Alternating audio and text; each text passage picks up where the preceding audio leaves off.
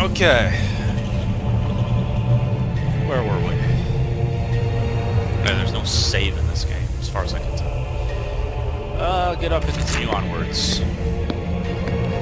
Upstairs. Carved dwarven ahead, archway looms ahead, and you marvel at its construction. The previous inhabitants were obviously once proud of their home, as shown in this high level of artistry. The features look to have been chiseled into the rock face in a style that could only be of dwarven design. Dwarven structures. I wonder what beasts inhabit this abandoned place. I should stop using those types of voices.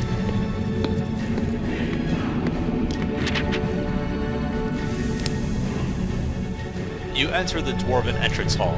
It is everything you expected, lined with tall stone columns that stretch into the darkness. Intricately carved, an image of dwarven heroes of old. Cool.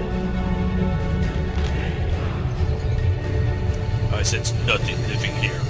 I had best continue deeper into the mountain. About halfway down the hall, you notice a path that leads off to the left behind one of the statues. Sure. You reach the ruins of what looks like an ancient bridge spanning the crevice long since collapsed. You could just make out the other side, far side. Make out the other side of it on the far side. There's dead ends, cool. Continue northwards. As you walk through the hall, you notice movement out of the corner of your eye. Something appears to be watching you. What you looking at?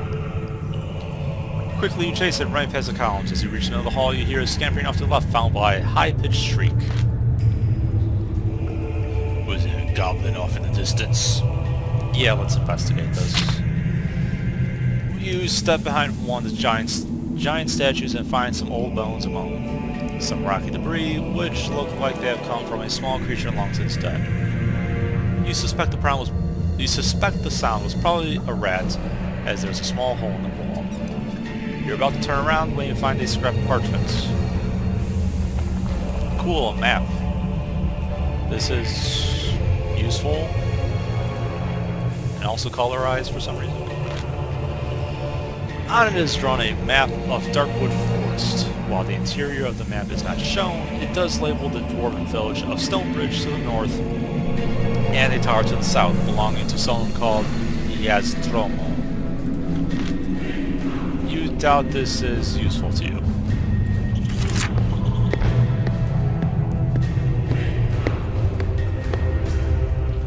Reach a junction with 3 different passageways. Let's go north, because that looks like a dead end. Discover the entrance of an old dwarven mine. Hopes of reaching the treasure, however, are quickly dashed as you discover the mine has long since been blocked in. Let's search.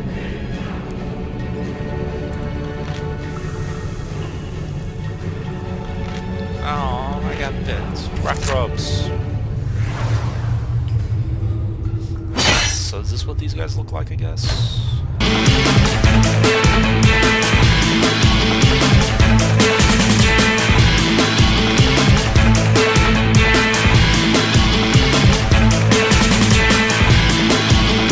Get it better, at least.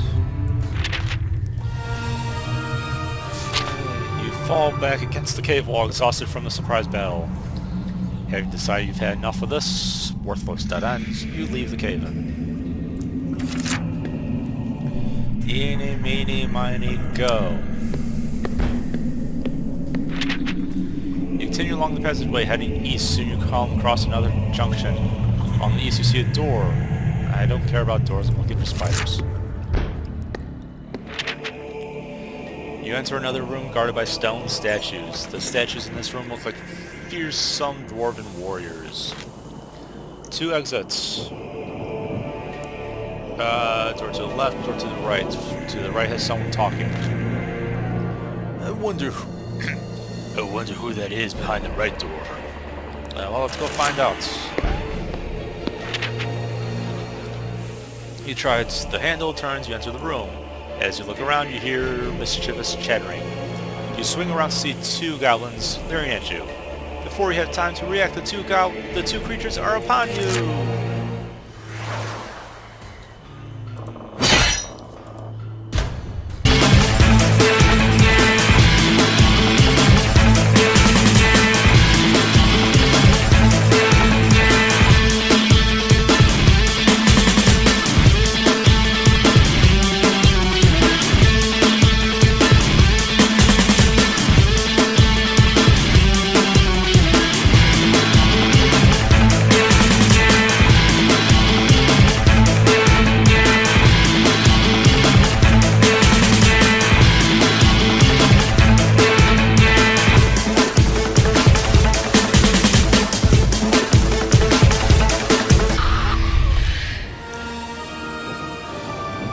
I defeated the goblins! You search the room. Old box in the corner that has a wooden mallet and a stump of wood. I'll mallet stake, sure, in case there's a vampire, I guess.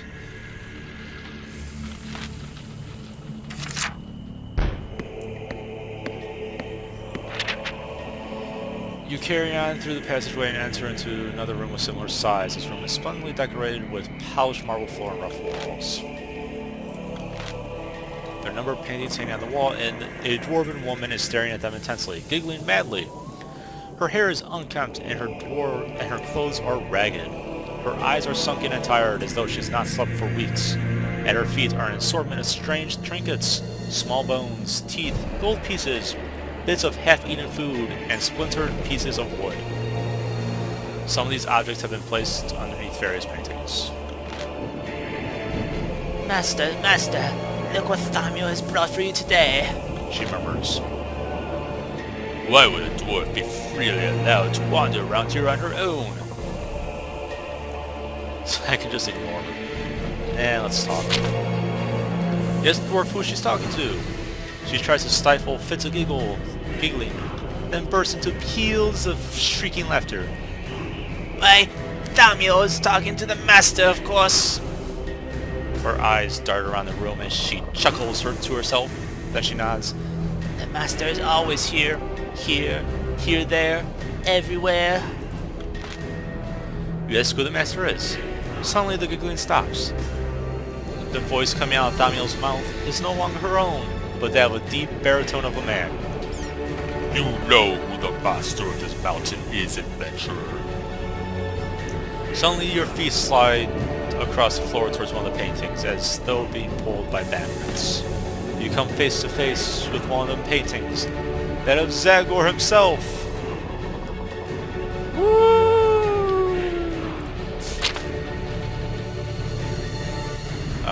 Let's stake it.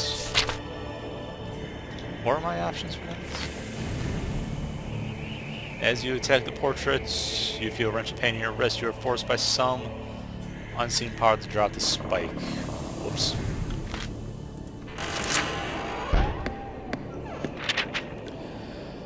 Terrified of the Warlock's powerful magic, you run out of the room as fast as you can and slam the door shut behind you. You never want to go there again. Sit and rest. Do I still have the stake? Yeah, it says I do. Okay. East. You step into a room, and the first thing you just notice is a huge ornate stone altar carved into it are dwarven runes which you cannot decipher. Scattered around the altars are piles of objects. Everything's made of silver. Impressive statue. Maybe I can have a rest on the altar. Do I have 5 gold pieces? I have 10. Let's throw gold onto it, see what happens.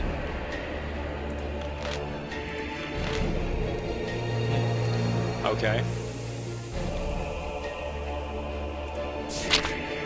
You rummage through a pile of strange silver objects. The animal sculptures in particular are quite lifelike and seem to have an expression of shock.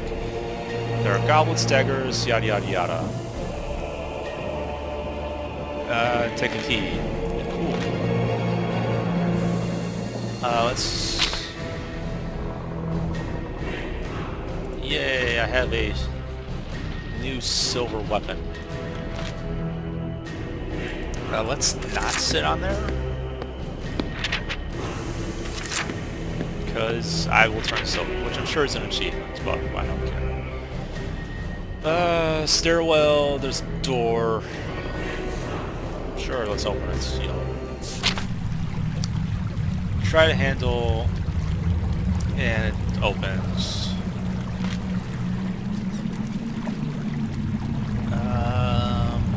Let's look at that rope.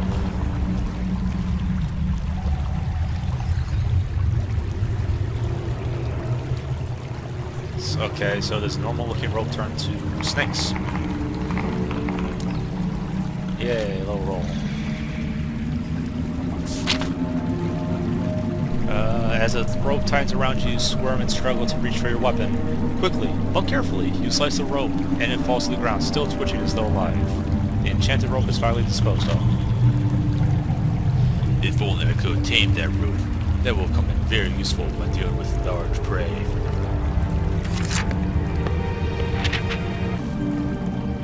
The passageway leads you northwards. The rocky floor becomes sandy until eventually you are walking on coarse sand. You notice the passageway is widening, and ahead you can hear a flowing river. I know the kind of creatures that dwell in underground rivers. I don't have my water equipment with me, so hopefully nothing catches my scent. You continue until you find yourself in a large cavern through which the river flows. You're on the south bank. There are 4 ways to cross.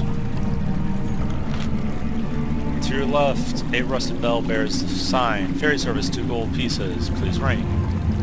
There's a small raft in front of you on the bank with a long stick resting beside it, which you can use to punt across the river. A rickety old bridge also crosses to the right. Nasty creatures will dwell in these depths. I need to keep my feet dry. Yeah, let's ring the bell. The bell gets a dull clang, and after a few moments out of the darkness, you see a withered old man rowing a small boat. He rows slowly across you, moors the boat, and limps towards you.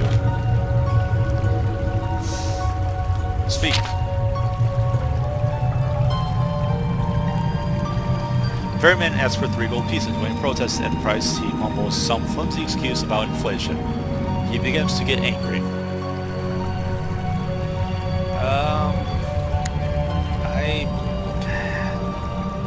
I have that. So let's see if writing works.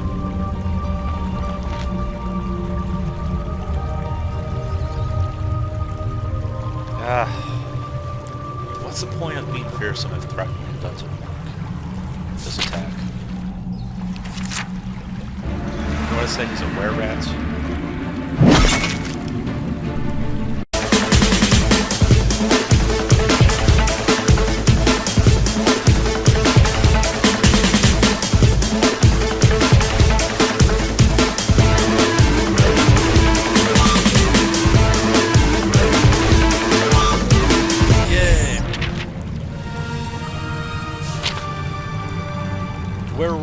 Were-rat slumps to the ground. You search his body and find 2 gold pieces, his fare for the last crossing.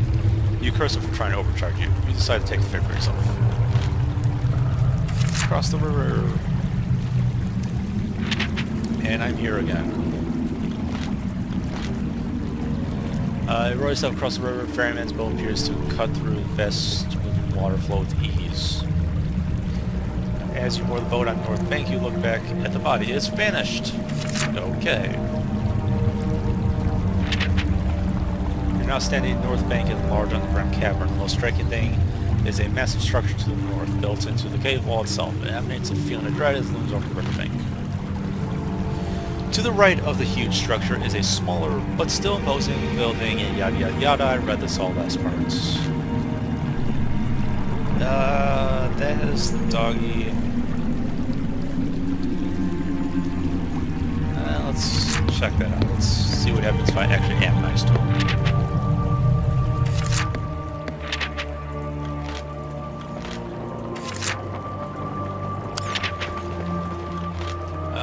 dog. Wake the guy up. His boots are undone.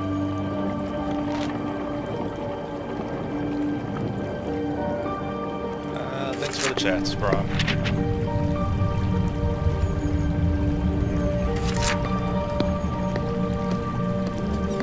What's over here? A sign above the door reads boathouse. Firmly locked. Small window. Skeletons making a boat. Okay. I'm not really interested, to be honest. Small structure over here. Still be finding spiders, just in this.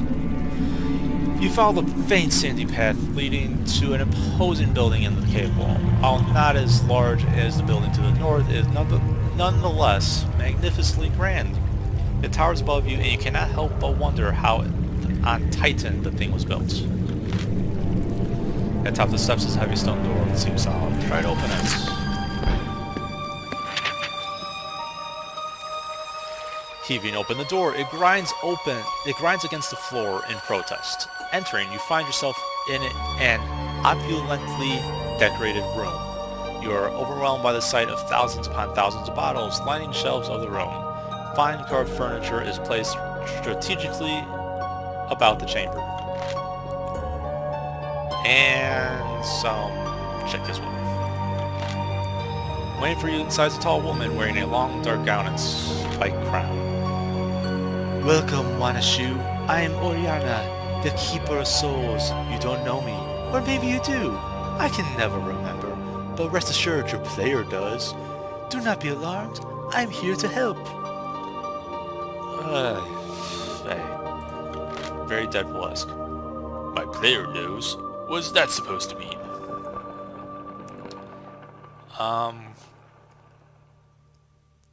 Buy something? Yeah, I don't have gold. Sell something? I don't need this for this. 12 gold, that wasn't really enough to buy anything. I don't really need provisions.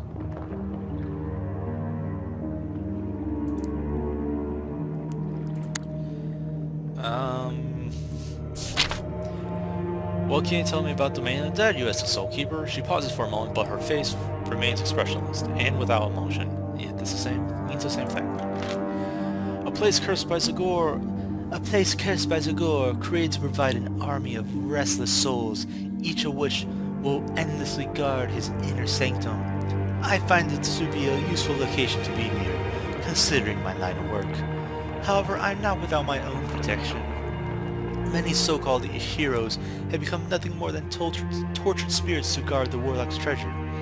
I would advise you to be prepared.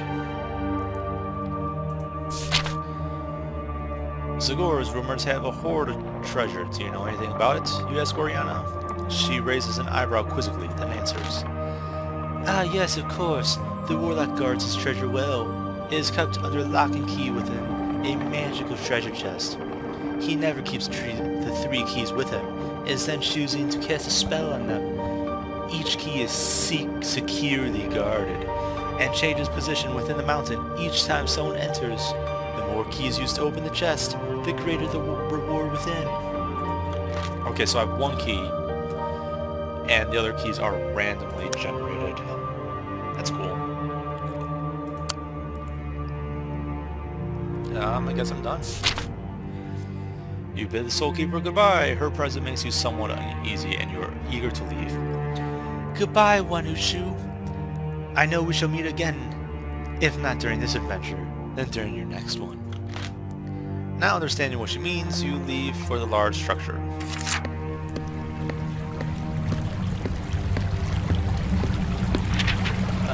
Walk north. You walk along the sand, there's stone steps. Near the step, a large path leads west to a tower leading upwards. Let's go to the tower.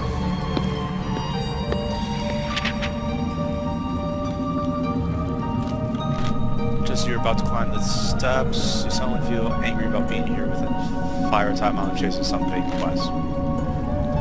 I really don't understand why that Ignatius convinced me to come here. Something strange seems to be happening to you, and it seems to be getting worse.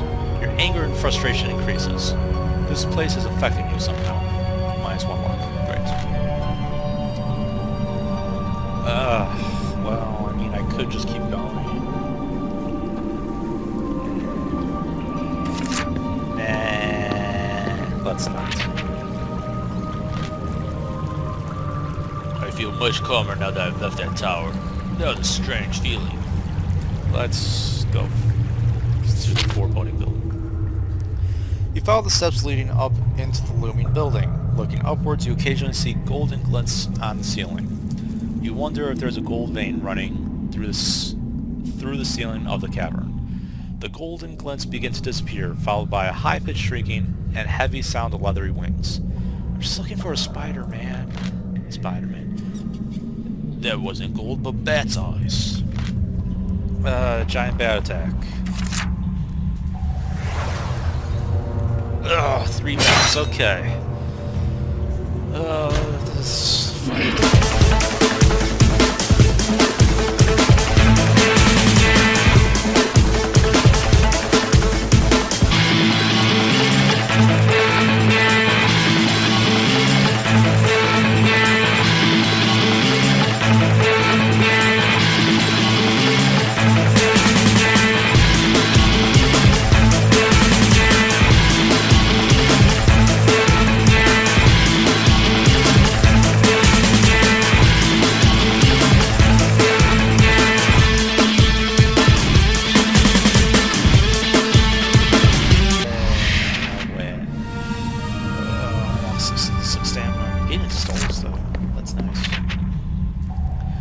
With the giant bat slain, you cautiously continue up the stairs. Thankfully, there are no more creatures lurking in the darkness, and you reach the top safely. Surrounding you is an eerie graveyard. I should actually stop right about now. So yeah, that's a good place. Not really a good place to stop, but I went over, so oh well.